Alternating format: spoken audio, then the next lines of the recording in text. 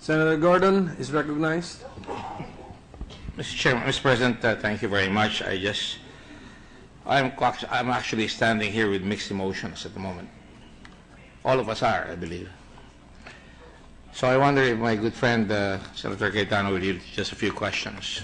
Yes, Mr. President, it would be an honor to do so. We were in the refectory a while ago when the distinguished gentle lady gave her privileged speech about drugs and the alleged extrajudicial killings that have been ongoing. If memory serves correct, I was once upon a time in America lobbying for veterans' rights. And one senator, I was then at that time with Senator Inoue, who was fighting for veterans' rights for us. One senator from, I believe it was Patrick Leahy, I was with the ambassador at that time, raised the issue that they're not going to give any aid to the Philippines because of extrajudicial killings. This is during the time of a previous administration. So, Mr. President, when we start talking about extrajudicial killings, there is a long history of extrajudicial killings in this country, if you will. And the sad truth about this, and I'm sure the gentleman will agree, that there has been nothing done to put a stop to this. Would you agree? There's been little done. Thank you. Upon the other hand, we are talking about impunity versus impunity today in these very hallowed halls of the Senate.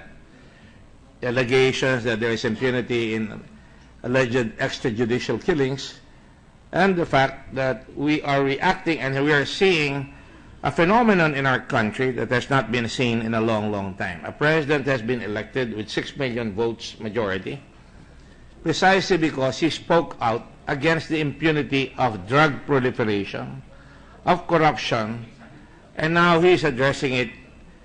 The shoe is on the other foot. He is now being accused of alleged extrajudicial or tolerating extrajudicial killings. Would you agree with that statement? I agree, Mr. President. I heard our good friend and my fraternity brother, Senator Pangilinan, talked about what is the solution, and I was troubled. I didn't want to participate here, lest it might drop into my lap as a Blue Ribbon Committee chairman, and I wanted to keep my objectivity.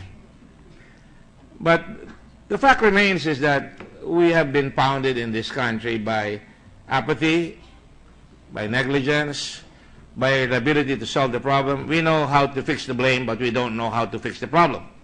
Would you agree with that? Difficult to answer. Some of us have ideas, but difficult, Mr. President. I'm sure you have, but that's just an observation. I'm just asking you to agree or not. But the general tendency in this country is we know how to fix the blame, but when we start talking here in this august body as senators who are elected by the national populace, we're expected to provide solutions, and we're all seeking a solution to this problem. And so therefore, I hasten to say that when you go back, as an investigation, you go back to the crime scene and you go back to the preambles or the what preceded the crime scene, we can easily fix the blame and say, well, there is no enforcement in our airport. Our airports are very porous. In fact, it's not only drugs that come in, but yung dagdag bala, hindi nasosolve. Our shorelines are very porous. Drugs come in, and possibly another power could really destabilize us by just keep on bringing in drugs in our country. In fact, there is even a lawyer from Hong Kong now investigating or trying to represent alleged shabu smuggling in Subic Bay. And they're saying that the police have really tried to pin the blame on innocent Chinese individuals who happen to be aboard and confiscated drug materials or drug making equipment have been done. So if you go back and back and back and you go back to the penitentiary of this country, I'm aghast because it's not only happened in the last administration, but in the previous administration.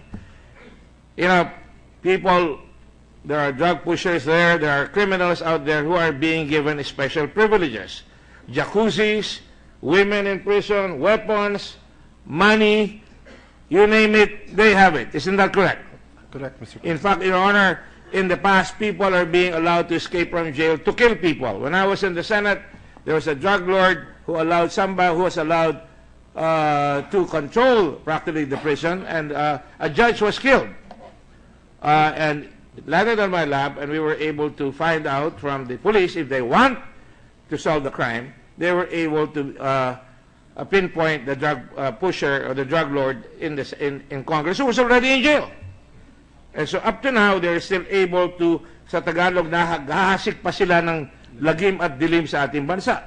So obviously, there is apathy, there is negligence, there is something that deliberately there is a poison even among our law enforcement authorities, even among the people running the jails, the justice system, the judges. I remember the father of one of our senators here, Mayor Estrada, when he became president, said, let's kill all the pushers. There was even a movie about that.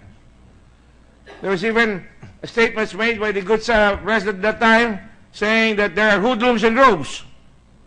And yet, we're still here. So we can keep on going back and back and back. And still, apparently, there has been nothing done about the problem.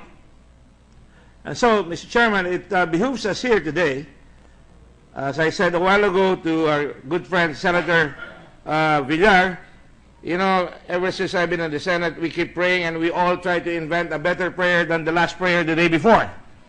But apparently God does not listen. Because we keep praying and saying, oh, this is a good country, we can do this and that. But up to now, our prayers apparently have been falling on deaf ears. I hope I'm not doing a blaspheme event here, but certainly this is what I'm seeing here today. The good Justice Secretary was Justice Secretary when all these things happened, and she may very well say that I was the one who started the investigation. But the fact remains is there is still command responsibility all the way up to the President of the last administration when they did not stop this proliferation of drug lords, these abuses in the penitentiary, or for that matter, could I ask the question now that there is killings nowadays, or there are killings nowadays, because I'm surprised. I have not heard a drug lord, really a big drug lord, killed on the streets of our country. What I see are drug pushers, and to a certain extent, unfairly or fairly, there is statement even by that Pieta image of a photograph that came out in the newspapers that says we may have killed the innocent, or for that matter, they killed their own case when the wife even admitted that the guy who was killed was also taking drugs. So everybody seems to be stained. Everybody seems to have the blood of Cain in our persons. So, Mr. President, I don't know really what the solution will be, but I do know this.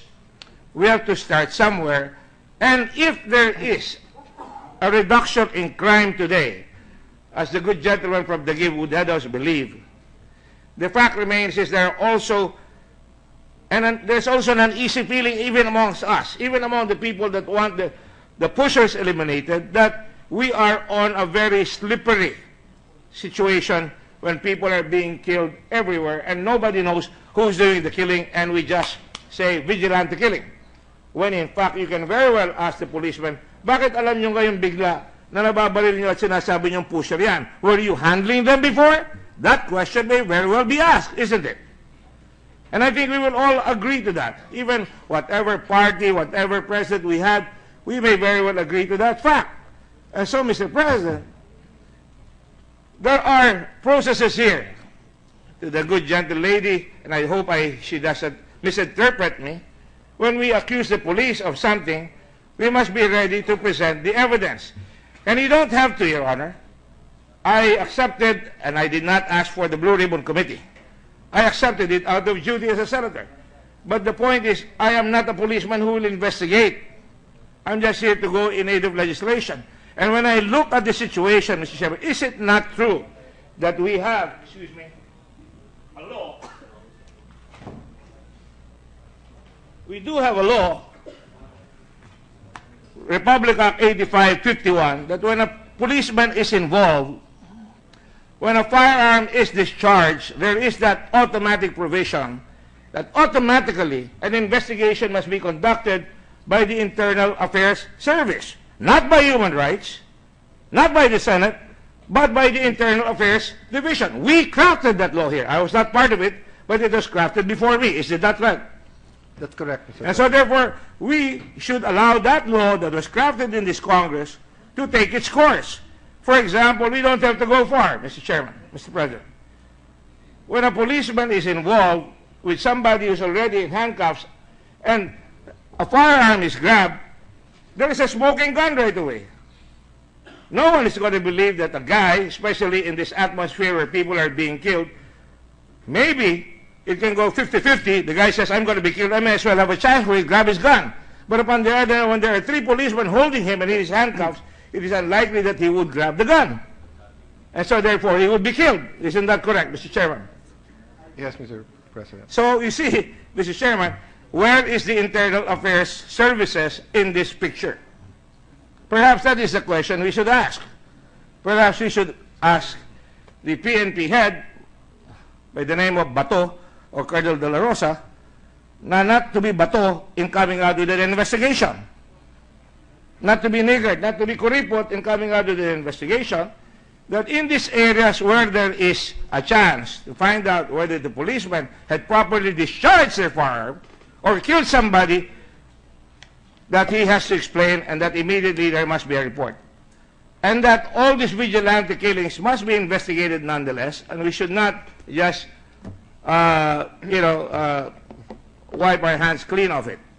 Upon the other hand, I cannot help being a victim of crime myself to realize that my own father was assassinated by a person who was allowed to escape from prison and then was going to be brought back. And that is why I cannot go on either side of the coin here. I tend to agree that siguro dapat talaga out of desperation, the people of this country is willing to look the other way just to get rid of the problem.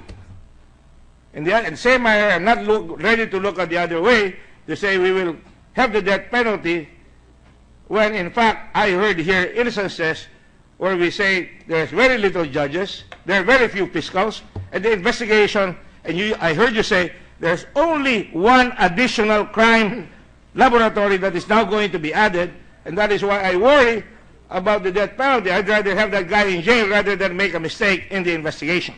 And this is exactly where we are today. We are dealing with incomplete scenarios, but it is our duty to make the law work, to let this Republic Act 8551 come here. I'm not going to advise my good friend, Senator De Lima, that she is out of line, but I think it might be premature, and forgive me if I may say that, because unless you have evidence, and you're right, some policemen may be doing their job, some policemen may be taking advantage of the situation, eliminating these pushers, but it is the right of the Senate also to say, where are the drug lords? That is what we want to see. The drug lords must be prosecuted, not persecuted, prosecuted, so that we can really actually believe. And I believe the President of the Philippines, and I believe him because he was a mayor like me, and I believe that he is really sincere about peace and order. It is an act of national desperation, that which is going on. That when our children are afraid, we're recommending traffic, for example, be solved. I'm recommending that many of the people who own cars go take school buses. But I am ready to say we must have police or marshals guard the school buses so we can convince them. Because parents are afraid their children could be waylaid, given drugs, and the whole cycle repeats itself again, a curse to a family. So, Mr. President, I just would like to add these points into the discussion. Perhaps it's important, and I would like to acknowledge the position of Senator Cayetano because he gave us points of view that are important. But we must not also be precipitate. Congratulations are in order when 13% of the crime rate has gone down. But at the same time, we must tarry a little and say, congratulations will be in order when we can be assured that the drug lords, the guys that have to be in jail, must be in jail. And therefore, more must be done to be able to get this done. I am certainly in support of the President of the Republic of the Philippines when he goes after. I have not heard him say, kill any addict. I'm a mayor, and as mayor of a local city, especially a tough city like Olongapo when I was there, or Davao City, in the case of Mayor Duterte, you will forgive, and I will address my good friend, the Human Rights Commission. You know, we are also allowed excesses in our language. We have to tell the public that, hey, we're going to go after you hammer and tongs. That's part of the psychological warfare which we do. But it doesn't necessarily mean that we're going to condone killing. And that is why it behooves all of us here to find the necessary solutions, Mr. Chairman, Mr. President, to this problem. Not just to talk about it, and it's good to talk, because we are here to find solutions, not just fix the problem. And so we thank God in this prayer that we have senators who can still stand up here on both sides. The other side represented by Senator De Lima, concerned, and the other side headed by Senator Cayetano, who practically right now is listening to the voices of the people saying, hey, there must be a solution. It cannot be just all rights. There's got to be a concomitant duty. And that is why, in the next Constitutional Convention or Constitutional Assembly, I will aspire to put in a committee on duties and obligations of citizens and not just a Bill of Rights.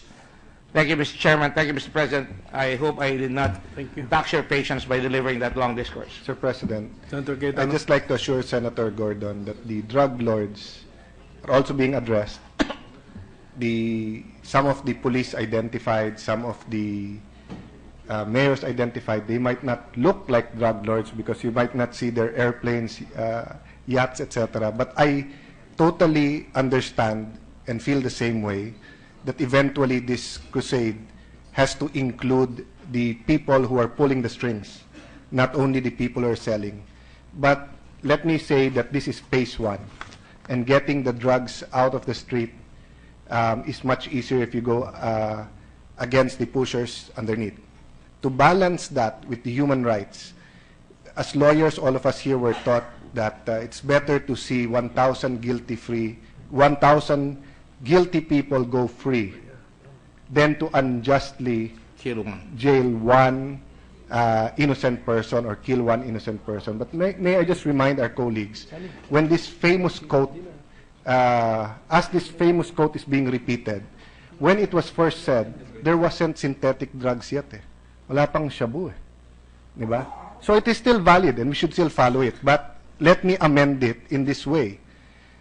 While we try to put the 1,000 guilty in jail or bring them to justice, and why we try to avoid that even one be falsely accused, every single day there is one innocent being sold drugs, mind being distorted, mind being destroyed, lives being destroyed.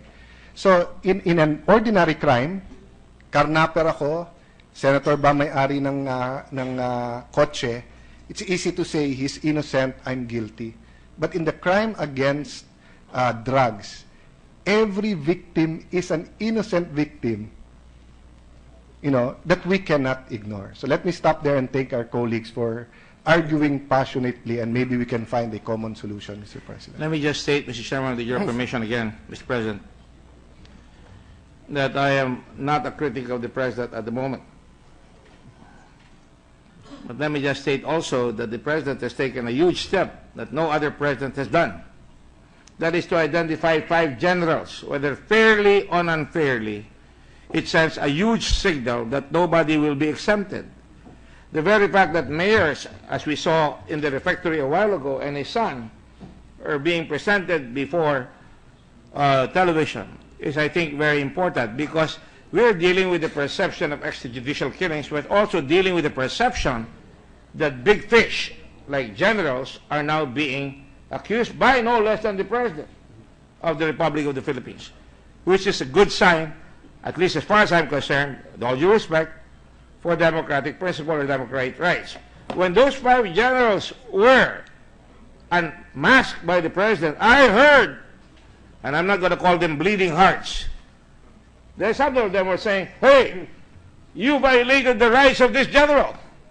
My God, you know, I authored the plebs as a mayor, and I said policemen have an extraordinary amount of power under the social contract theory. We provide you with firearms, and when you use those firearms against the citizenry, we have the right administratively to have you suspended, even expelled, and pending appeal, you lose your job. In the same manner that you quoted chapter and verse the Georgian president who removed all the policemen and told them to perform their duty so that they can come back. And that is the point that I'd like to make. There is an effort, lest I be misunderstood right now, to address that problem. And the president has caught, I mean, many of us want to be president of this country. In this, they say there are 24 presidents here in this chamber. I'm sure that is not far from the truth.